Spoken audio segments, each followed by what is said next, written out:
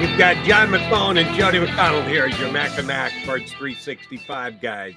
All right, I teased this before we went to break, Johnny Mac, and during the break I checked the stream, and we've got a bunch of Eagle fans checking in, and a good percentage of them are saying who should be the Eagles quarterback this week. Jalen Hurts. That you got to play through pain. This is the Cowboys. This is a rivalry game. We can't afford that. They're ducking Dak Prescott. No, they're not. Jalen Hurts. Because I got a bunch of people on Twitter, but both wins. He should play. I think he's playing. I think the injury is more serious than he's got a sprained shoulder. He's not more serious than that. And he's probably not playing this week. Ducking the game. Yeah. But I'm going to take it a step further even, which is going to annoy those who want to see Jalen play this week. Not only don't I think Jalen's playing this week, and you said that Sirianni said on WIP this morning, they haven't ruled him out for Sunday. Yeah. What do we got to go here, Johnny Mac? 99.99% chance that he's not playing here this week? I'm going to go, I'll always leave it. I'm going to go lower, 97.9. Oh, you're leaving a 2% and change. Yeah. I'm 100% change. He's not going to play. I'm 100% personally. Yeah. Gotcha. Gardner Minshew is. If Gardner Minshew wins, starting quarterback for the Philadelphia Eagles against the New Orleans Saints the week after, they'll have locked it up, but Jalen have sat a week. You know, they're going to try and get guys off the field to protect them. And all. Starting quarterback versus the Saints, Ian Book. They will put Gardner Minshew into the mix of guys we can't afford to get hurt in a game that means absolutely nothing. The Saints draft pick be damned if you're still worried about that. The Eagles are narrow focused on 2022 and not going to prioritize a 2023 draft pick over what's best for the team in 2022 on a Super Bowl quest. Ian Book, out of mothballs, out of witness protection. By the way, Ian Book's a snap away right now. So, exactly. I hear what you're saying. I think that's more of a potential for week 18. I think Gardner would still play against the Saints. And then I think what your scenario might be more realistic for week 18. But remember, you need a backup quarterback. The Eagles don't have a practice squad quarterback. That was another question. That was my next question was going to be, will they sign a practice squad quarterback this week? It's interesting. They might. I mean, you have so many, you have 16 practice squad players. So you have so many options now. You could easily do it. You know, how quickly can it get up to speed? All that stuff. I don't know if they will do it, but they certainly could. You know, Gardner would have to dress and be the backup. I think he would play January 1st. I don't think he would play week 18. And if he did, he might start and they might pull him really, really quickly. So that's how I think the Eagles will handle it. The interesting part to me is if they lose in Dallas, you know, then where are we? You know, because they got to win a game. And if Gardner plays poorly in Dallas and they lose, then things start to get interesting. Because I do believe if they needed the game, Jalen Hurts would try to play through this. And they don't need the game. But all of a sudden, if they get blown out and Gardner looks terrible, you still got to find a win in there. And obviously, you know, that might be the Super Bowl for Mickey Loomis because he's going to get fired, especially if the Eagles embarrass him again. He's going to get fired for sure. And then you have the Giants in week 18. They might be fighting for the playoff spot. So they might have to play hard. You got to get a game here. So that to me would be the most interesting scenario. If they lose, not only lose to Dallas, but Gardner plays poorly. And by the way, I don't think he's going to play poorly. Nor do I. I think he'll give them a chance to win this week. And Chris Sims will gloat that he was right about Gardner Minshew being capable of quarterbacking the Eagles to a successful season, damn close to what Jalen Hurts is doing. I don't believe that a little bit, but that's Sims on the record. But I'm going to stand by this. Ian Book to the rescue against the Saints, his former team, if Gardner Minshew wins this week. I actually took a call last night on WIP, John. What happens if Gardner goes in and throws 4 or 5 touchdowns? Then what? We're going to have the occasional idiot that says he's, better. And you had the same thing after the Jets game. Now, Jalen was much less. Jalen wasn't an MVP candidate when Gardner went in and did what he did against the Jets. He was much less entrenched, obviously. Yeah. But you had the same thing. Yeah, you'll have the occasional. You had the same. I mean, this city, most cities love the backup quarterback. This city more than most because of Nick Foles. Yeah, there'll be but very few. But there'll be the odd idiot out there, no question.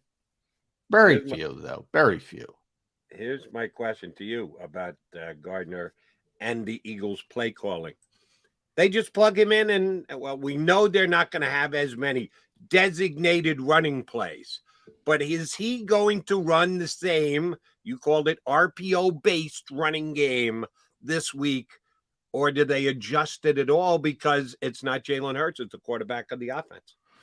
No, I think they have to adjust a little bit. Now, Gardner has more mobility than most realize. I mean, he's a pretty mobile guy. He's not Jalen Hurts. He's not Justin Fields, but he's also not, stone put Mike Glennon in the pocket. I mean, he can move a little bit, but you're not going to be as effective on those RPOs. He doesn't have the Jalen Hurts capability, so you got to tweak it a little bit.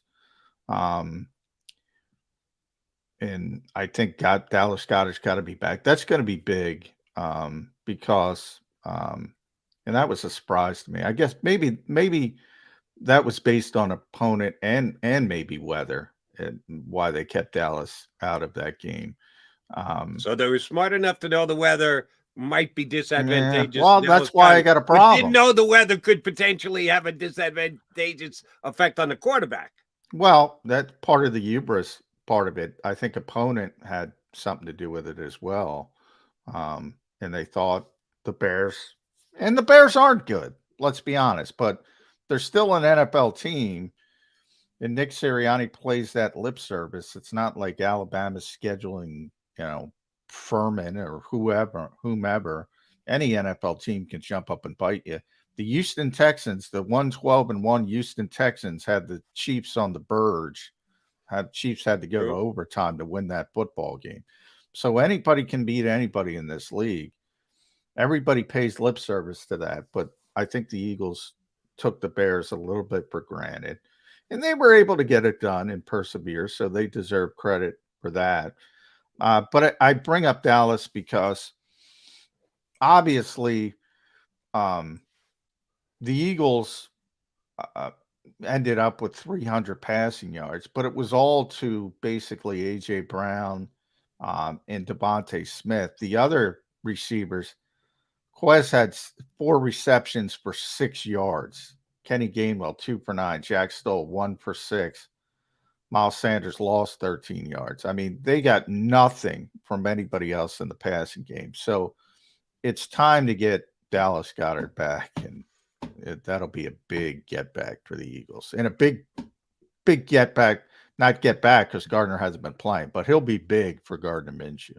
Agreed there. And this is another critique of the offense. I said this Sunday on my Eye on Football show on CBS. The Eagles are too in love with the wide receiver screen and have been since Sirianni came into the. And I know Devonta Smith made a huge wide receiver screen play in the third quarter, maybe it was the fourth, when he needed to get a third down conversion and it was 3rd and long, and he broke a tackle to get there. So kudos to Devonta Smith, but Quez made me think of Jalen Reagor this weekend, and I never want to think of Jalen Reagor again. Why do they keep going back to this, Johnny Mac? Speaking of, did you see the Jalen Reagor game on Saturday? Oh, my God. That poor kid Jody, I got to say this real quick. Obviously, Minnesota came back, largest comeback in NFL history.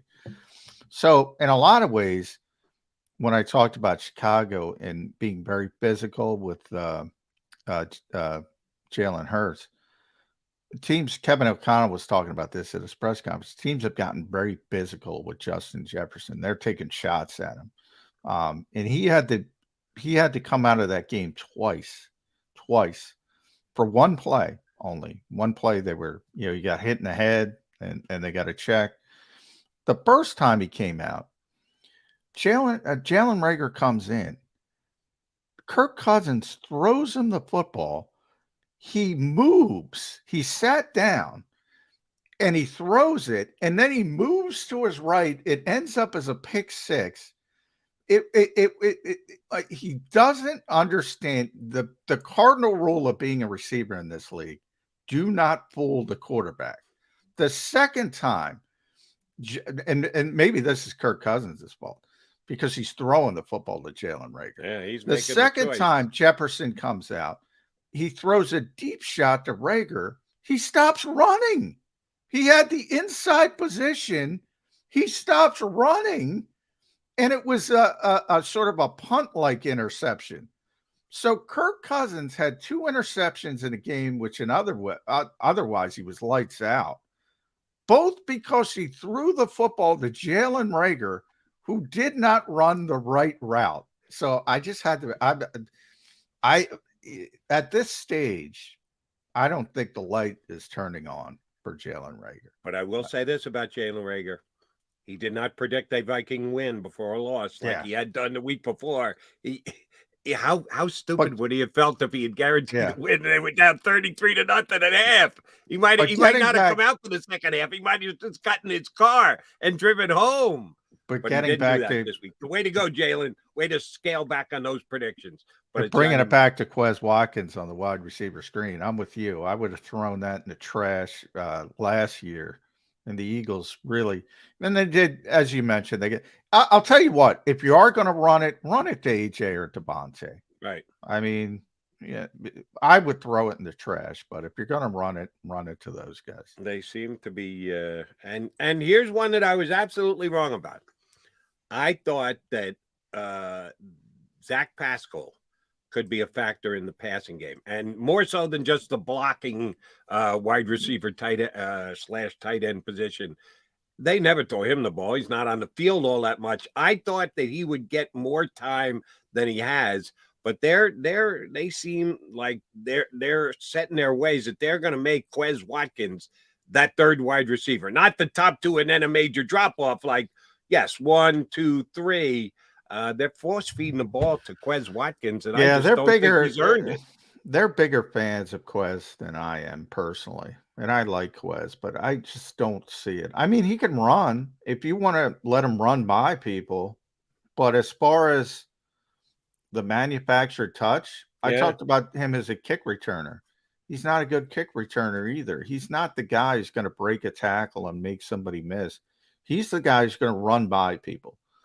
So if you want to you want to throw him a deep ball occasionally because he's not getting double coverage and see if he can just run by the deep, pop the top, so to speak. All right. But these manufactured touches, not going to work. I do want to ask you about one other play in the game from Sunday. And for those of us who said the Eagles were going to win by double digits, and shame on me, all week long up until Friday, I was saying, the trap game, it could be a look-ahead game. This game could actually be competitive. And then on Friday, I crunched all the numbers and looked at everything. I said, no, the Eagles are going to win by double digits again. So I picked them to win by double digits. And they didn't because of the touchdown they gave up in the fourth quarter, where we talk about Armstrong, how long it takes Justin Fields to get rid of the ball. Oh, he could have taken another 2 seconds to wait and still thrown the ball down the sidelines to the blatantly wide open Bears wide receiver that after the game they said it was a miscommunication, a breakdown in the defensive backfield. Slade just let him run right by him, and there was no safety help over the top. Marcus Epps wasn't even close.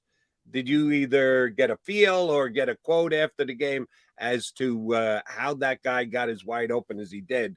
Darius Slay certainly covered his own backside on social media after the game, saying, if you don't know what happened on that play, that's on you. He's saying it wasn't his responsibility. What the hell happened on that last touchdown that cost anyone who decided the Eagles minus 8.5 was a good play? You can see it in all these defenses that use, it's always tough to tell when you play so much quarters, and that's sort of the Eagles' default coverage. And the whole thing's about communication.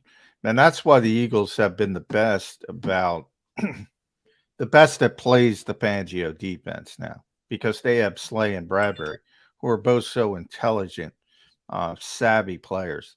And they communicate well with the safeties. Now, remember, you have all these moving parts at safety as well. We talked about it before with Devonta and Kayvon, no Chauncey, no Reed Blankenship. So they had all these moving parts. I'm surprised the communication hasn't broke down more. You see it with these other teams. I just talked about Rager in Minnesota. They're the perfect example. They play the same defense of the Eagles. You wouldn't know it because they have blown coverages every week. They're awful in pass defense. And if you're watching their games, you're like, what the guys are running free. Jameson Williams, his first touchdown. He's running free. Jameson Williams. Nobody's within 20 yards. Not because it's a blown coverage. You're supposed to pass the guy off. And if you don't communicate properly, you have these ugly plays, which is one of the issues I have with this scheme, to be honest. When it does happen, and you're pointing out, Jody, it looks ugly. Yeah. And it's not Slay getting beat by Pringle. It's a blown coverage. It's a miscommunication, and you have these players running free. That's the biggest issue I have with this style of defense, is it's so dependent on communication with the back end. And that communication breakdown would be an understatement on that given play, because Pringle was wide open. Slay thought it was a safety. The safety thought Slay was going to take him further down the field, and it ended up being an easy touchdown for the Bears. But and then you had to survive an onside kick, but they did, and the Eagles win 25-20. But there are still many questions about the Birds going forward, most of them on the right shoulder of Jalen Hurts. We'll get another perspective on it when our buddy Chris Franklin from NJ.com jumps aboard. He's scheduled to join us next here on Birds 365.